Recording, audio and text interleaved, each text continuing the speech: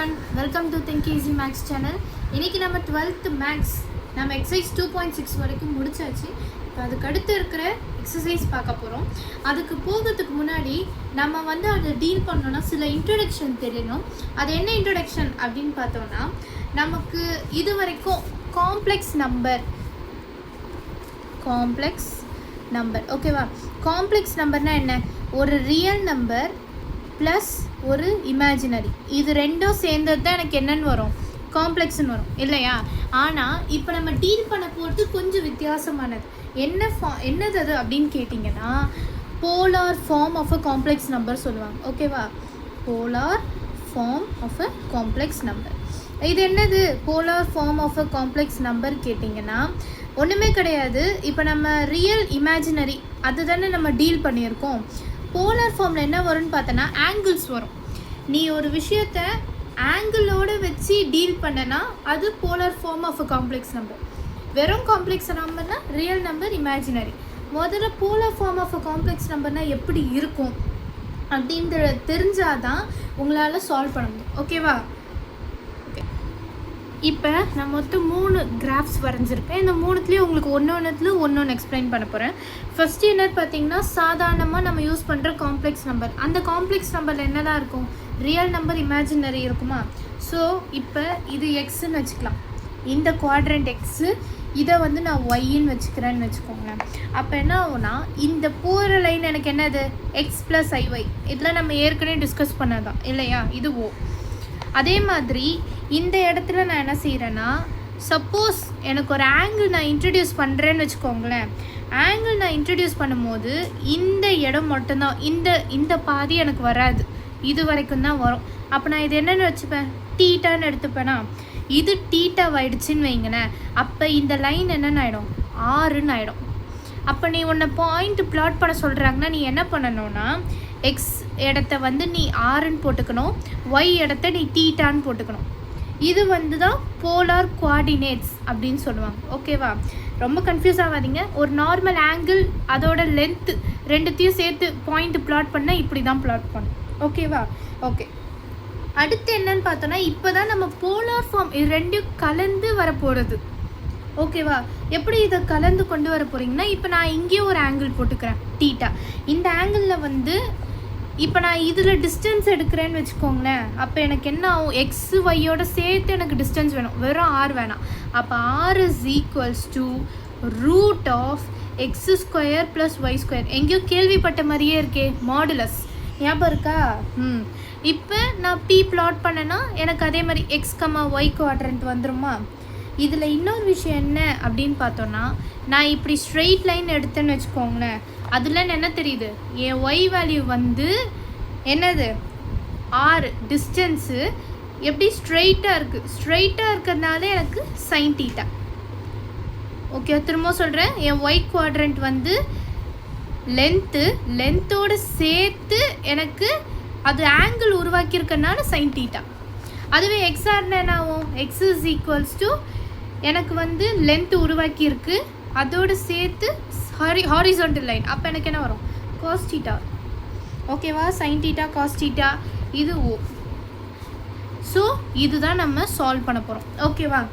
சரி, கொஞ்சம் புரிகிற மாதிரி சொல்லணுன்னா எப்படி சொல்லலான்னா, இந்த டயக்ராம்லாம் அவ்வளோ இம்பார்ட்டன்ட் கிடையாது. நான் உங்களுக்கு சொல்லித்தரணும் தான் சொல்லித்தரேன். ஒன்று ஞாபகம் வச்சுக்கோங்க. இதுலேருந்து என்ன தெரியுதுன்னா, இந்த டயக்ராம் நம்ம சால்வ் பண்ணும்போது எக்ஸோட வேல்யூ எனக்கு ஆர் காஸ் டீட்டான்னு தெரியுது. அதுவே ஒய்யோட வேல்யூ எனக்கு ஆர் சைன் டீட்டான்னு தெரியுது இல்லையா? இப்போ எனக்கு ஆர் வேல்யூ கண்டுபிடிக்கணுன்னு என்ன வரணும்?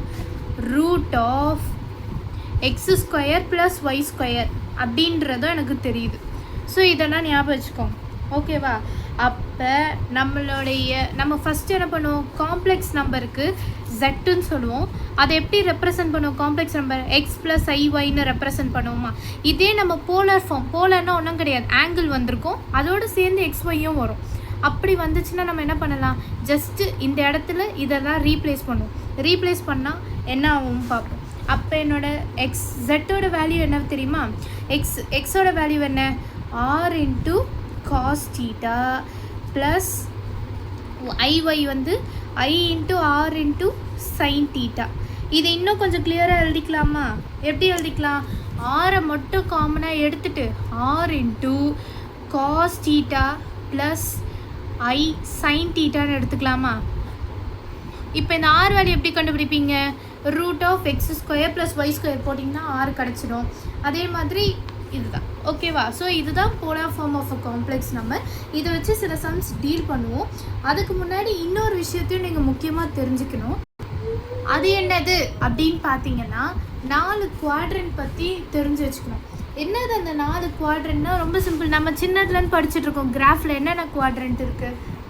First quadrant, second quadrant, third quadrant, fourth quadrant சொல்லிட்டு நம்ம 4 வகையான குவாட்ரண்ட்ஸ் படிச்சிருக்கோம் இல்லையா? சரி, ஓகே. இப்போ அந்த குவாட்ரண்ட்ஸ்க்கும் இந்த ஃபார்முலாவுக்கும் என்ன சம்மந்தம்னு கேட்டிங்கன்னா, நமக்கு இங்கே டீட்டான்னு இருக்குது பார்த்தீங்களா? இந்த டீட்டாவை சம்மில் கண்டுபிடிக்கும் போது அப்படியே கண்டுபிடிக்கக்கூடாது. அப்போ என்ன செய்யணும் அப்படின்னு பார்த்தோன்னா, இந்த டீட்டாவுக்கு ஒரு கண்டிஷன் இருக்குது. என்ன கண்டிஷன்ற சம் போடும்போது நான் சொல்கிறேன். சப்போஸ் இதை மட்டும் ஞாபகம் வச்சுக்கோங்க. என் டீட்டாவோடைய வேல்யூ வந்து வெறும் ஆல்ஃபாவாக வந்துச்சுன்னா அப்போ என்ன அர்த்தம்னா, ஒரு வேளை என்னோடய டீட்டாவோட வேல்யூ வந்து ஃபஸ்ட்டு குவாட்ரண்ட்டில் இருந்துச்சுன்னா அப்போ அது என்னென்னு அர்த்தம்? டீட்டா ஈக்குவல் டு ஆல்ஃபான்னு எழுதிக்கணும். என்ன வேல்யூ வருதோ அதை அப்படியே எழுதிக்கணும். ஓகேவா? சப்போஸ் எனக்கு அது செகண்ட் குவாட்ரண்ட்டில் வருது என்னோடய டீட்டா அப்படின்னா அப்போ நீ என்ன செய்யணும்னா, என்னோடய டீட்டா வேல்யூ பையோட மைனஸ் பண்ணணும். இப்போ எனக்கு ஏதோ ஒரு நம்பர் இருக்குன்னா அந்த வேல்யூவை பையோட மைனஸ் பண்ணணும். என்ன வேணாலும் இருந்துட்டு போட்டோம். ஓகேவா? ஓகே. சப்போஸ் எனக்கு வந்து தேர்டு குவாட்ரண்ட்டில் வர மாதிரி இருந்துச்சுன்னா, தேர்டு குவாட்ரண்ட்டில் வர மாதிரி இருந்தால் டீட்டாவை என்ன செய்யணும்னா அப்படியே ஆப்போசிட், செகண்ட் குவாட்ரண்ட்டுக்கு ஆப்போசிட்டாக எழுதணும். ஆல்ஃபா மைனஸ் பை அப்படின்னு. சப்போஸ் எனக்கு ஃபோர்த்து குவாட்ரண்ட்டில் எனக்கு வந்து வருது அப்படின்னா அப்போ என்ன செய்யணுன்னா theta equal to minus alpha. இந்த 4 குவாட்ரண்ட்டுக்கான ஃபார்முலாஸை மட்டும் ஞாபகம் வச்சுக்கோங்க. டீட்டா ஃபஸ்ட்டு குவாட்ரண்ட்டில் டீட்டாவோட வேல்யூ வந்துச்சுன்னா அப்போ நீ அதை அப்படியே எழுதிக்கலாம். செகண்ட் குவாட்ரண்ட்டில் வந்துச்சுன்னா பையோட மைனஸ் பண்ணணும். தேர்டு குவாட்ரண்ட்டில் என்னோடய வேல்யூ வந்துச்சுன்னா அதோட பையை மைனஸ் பண்ணணும். ஃபோர்த்து குவாட்ரண்ட்டில் வந்துச்சுன்னா நெகட்டிவில் எழுதணும். இந்த 4த்தையும் மட்டும் ஞாபகம் வச்சுக்கோங்க. இதுக்கு டயக்ராம்லாம் புக்கில் கொடுத்துருப்பாங்க. அது உங்கள் அண்டர்ஸ்டாண்டிங்க்கு தான். அதெல்லாம் ஒன்றும் பெருசாக பார்க்கணும் இல்லை. இதை ஞாபகம் வச்சுக்கோங்க. அதே மாதிரி பிரின்சிபல் ஆர்கியூமெண்ட்லாம் சொல்லி நிறைய விஷயங்கள் சொல்லியிருப்பாங்க.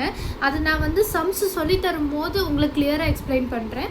ஓகேவா? ஸோ அவ்வளோதான் இன்னைக்கு இந்த கான்செப்ட் வீடியோ. இதில் ஏதாவது டவுட் இருந்தால் கமெண்ட் பண்ணுங்கள். மறக்காமல் நம்ம திங்க் ஈஸி மேக்ஸ் சேனலை சப்ஸ்கிரைப் பண்ணுங்கள். தேங்க்யூ.